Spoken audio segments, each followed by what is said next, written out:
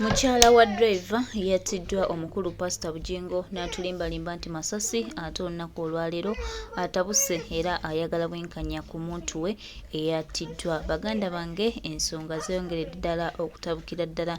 Bujingo abadde alowooza nti byakola bya magezi era byakola bitegeera nnyo, naye bannange tubategeeza nti ate bino ebintu tubirabira ddala nga omukulu ono bakoze olukwesese okugyawo omusajja w'abandi, kumbe baadde bamanyi buli kimu ekigenda maaso. Bujingo tukutegeeza nti byonna bye wakoze bannayuganda babitegedde, tokyalina gw'obuzaabuza. Ensi yategedde obufere bwo ate n'obuyaayi bwo. So kakati eno Uganda awo tusimbudde, era webujo tubagambira abantu bannayuganda nti tutunulemu tulabe abantu betutambula nabo, tulabe ebikolwa byabwe, tulabe ne biki bye baagala. Tukimanyi bulungi nti Kyagulanyi Ssentamu Robert Bobwan, the elected president of Uganda, bino byatugamba okwebeereramu munnange n'okutunuuliramu okulaba nga tutereeza eggwanga lino. Naye ye mugawulo yalowooza tukyatambuliramu eyo embeera ey'okutulimbalimba, tukyalimu eyo embeera ey'okuwuddisa abantu. Twogera okutegeeza nti tebitukwatako. So baganda baffe, so mikwano gyaffe, embeera yo bwetyo bweri. Bujingo yabadde mu katemba, era katemba munnange yafiiridde mu firimu ye mu kaseera nga baagala otudaivatinga. Eno tubanja abantu baffe nabo bakola byabwe. Baganda bange, mikwano gyange, twongera obajjukiza nti mugende mu maaso.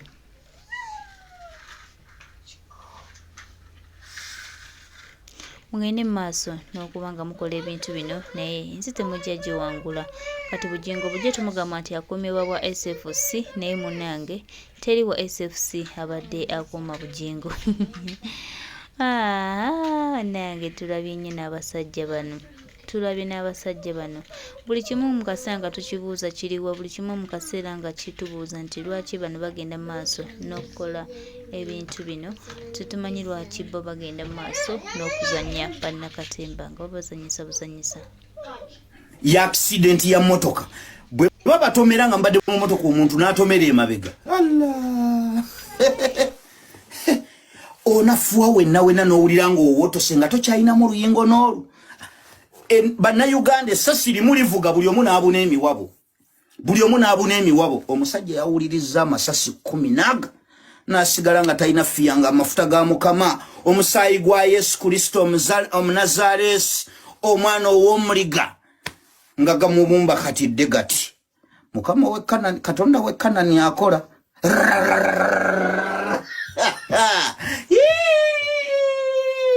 Can you imagine? Nkyayogera n'abantu oba nkyayogera n'andiga, oba okyasobola okuvuga.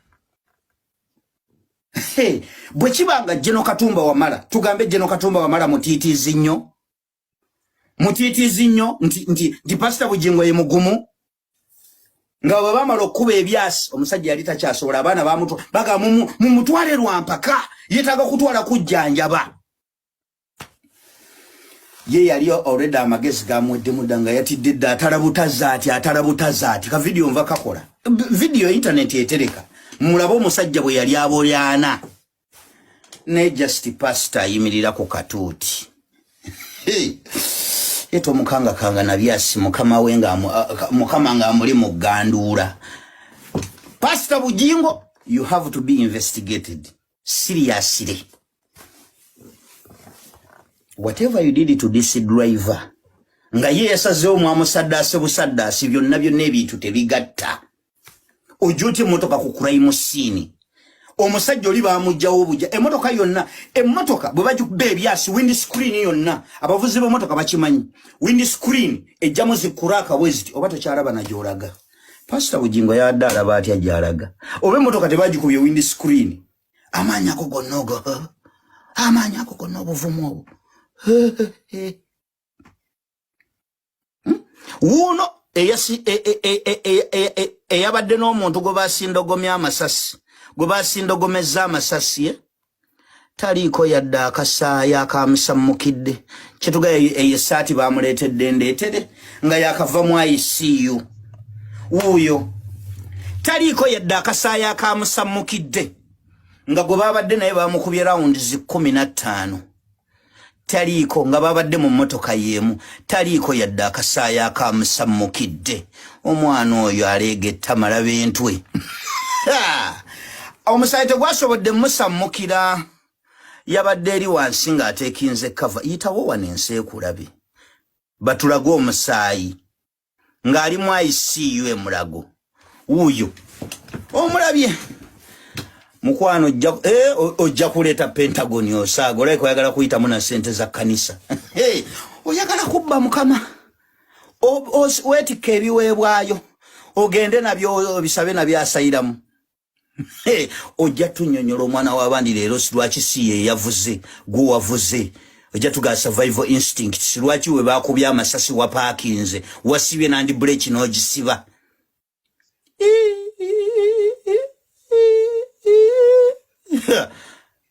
n'osiba n'otadduka ng'abiriga bwe yadduka ye nno omusajja atwabiriga yafaagezaako emmotoka n'ekuba mu muti naye no yapaakinze nandi buleki n'asika gwomanyi okupaakinga n'ofuna n'ebirowoozo nti emmotoka gisika ndi buleki ng'essasi limaze okuvuga mukwano nze nfulumira namwanda weya livuga limuliti nensooka mbwama nti neneewalula nti siyambala naye yasibye buleki n'asika nandi buleki kra gavuge n'asooka ayingira wansi wa dashboard nkyayogera nandiga oba njogera n'abantu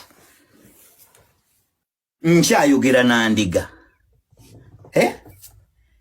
no parking no stand brake ngezi ebisoose livuze akuba essasi tayimiriza bw'atandika okumamirira amamirira abanga gifuta wa TikTok gwe no parking fino tutugamba nti tuseka tunyolerwa wamu n'omuntu waffe yafudde naye ebintu bino tebigatta oyagala kutwala wa ssente y'ekkanisa endiga nga zisonze obusente bwazo abakazi nga beerekereza abakazi nga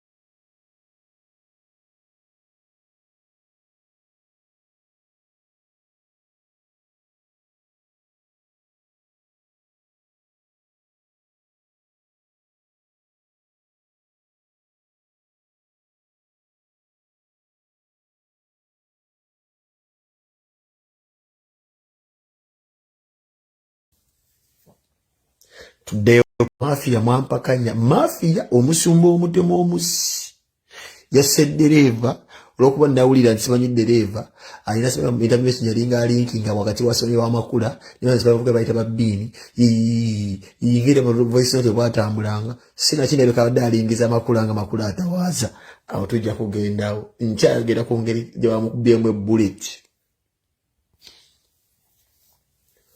All right. Suspicion yange yasoserenga mbono katemba yeno wa manga. Webako nkona abiriga. Esas. Twala bila dere motoka ya abiga nga bagikonkonye. Ni bagikuba. Abiga nga limuli mbitaba bya musayi. Ni bakuba Sulimani Kigundu. Wasima maja Kigundu bawa mama fina. Yalimu na abasirikale be. Twala ba mama fina nga alajanye mu bitaba by'omusayi era balwawo okumujjawo. Ne bakonkona Kawesi afande Felix Kawesi bamukonkona mu ngeri enzibu nyeere etiisa era twamulaba mu informu ye gy'asabingiddemu eggwanga ng'ali mu bitaba bya musayi. Ne bakonkona Kirumira omugenzi Kirumira mwoyo gwa ggwanga twamulaba nga bamukonkonye ali mu masasi ali mu bulumi obwenjawulo ali mu bitaba bya musayi. Ojja kuŋŋawa baddigintolizi kankuze ku bantu ba wansi oba ba bulijjo. Omwana gwe naleeta ku internet isima all access may his soul rest in peace. Enkuba gye bamukuba mwagiraba mu bitaba bya musayi ng'ali wali helplessly lifeless. May his soul rest in peace. Literally.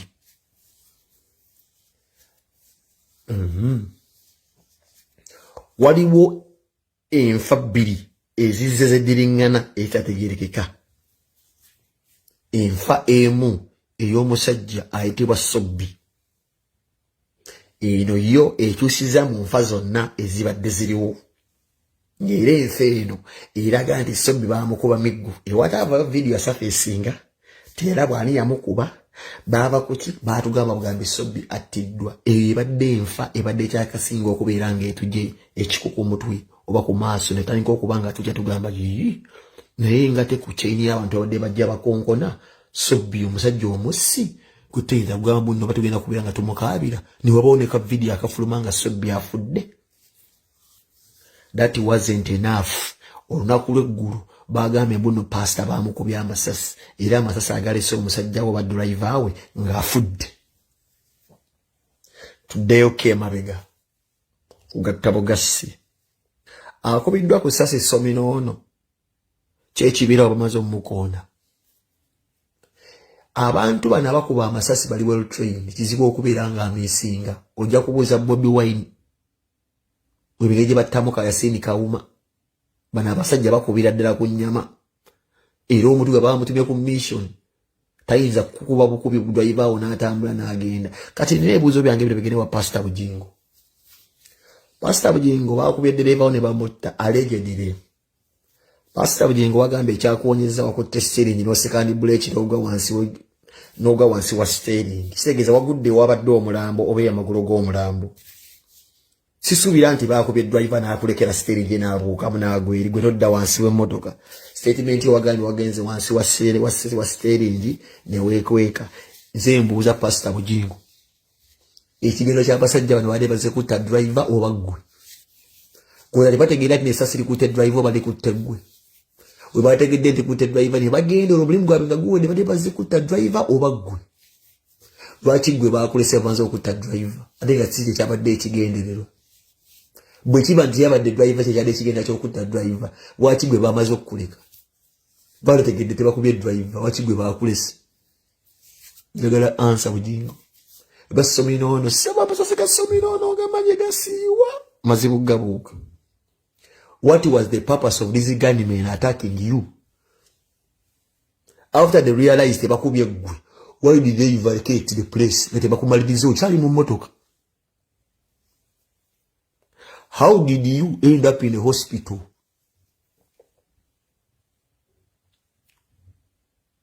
How did you end up in hospital, Bujingo?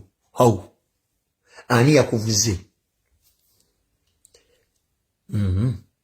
What was the purpose of you going to the hospital? Were you injured? Wani badde ogenda mu hospital ngoli injured. Wabadde ogenze mu ddwaliro. Were you injured? Because of Vudde no Tugamba, you survived in Narari without a single injury. What prompted you to go to the hospital and evacuate the scene?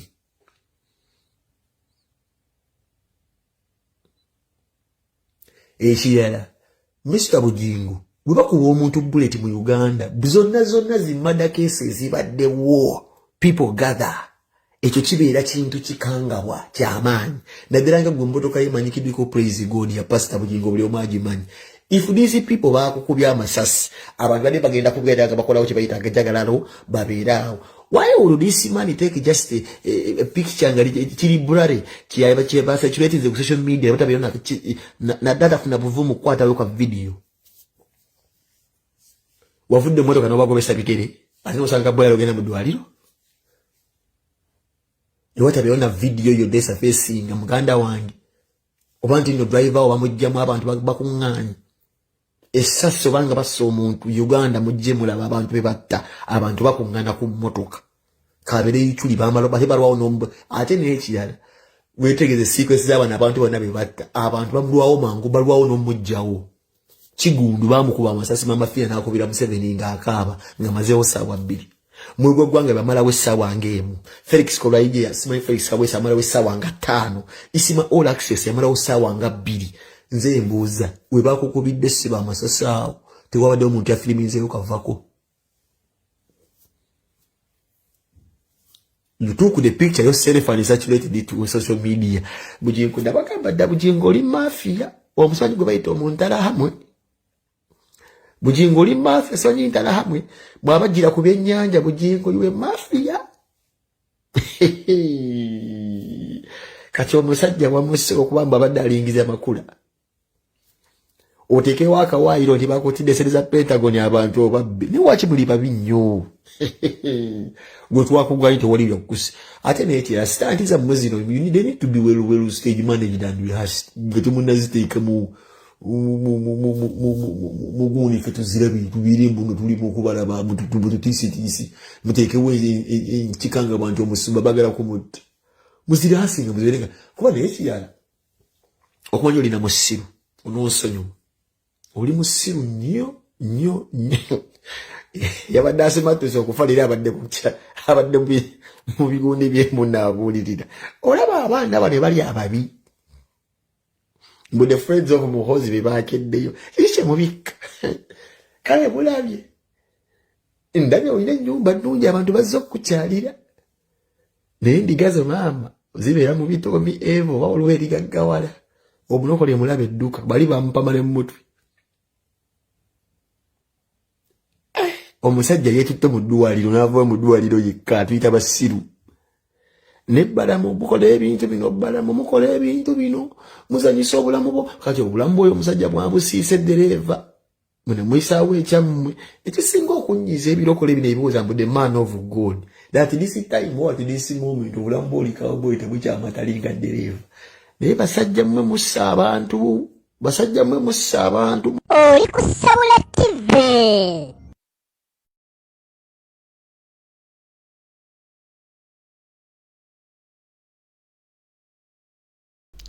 Byebe baganda bange omukulu Bujingo mawulire agali ogalaga nti alabika ye yasse omusajja wattu ono driver eyabadde agenda okulaba nga abadde ambuwa atandise okuba nga amubega oba abadde akwata mu ssente za chachi. Nze naawe gwe nange sobola kugamba oba abadde abbira ku Kyagulanyi Center mu Robert Babwani ebyama mukwano gwange sobola kugamba naye nga amawulire agavaayo galaga Pastor Bujingo nti yeetidde omusajja wa Katonda ono.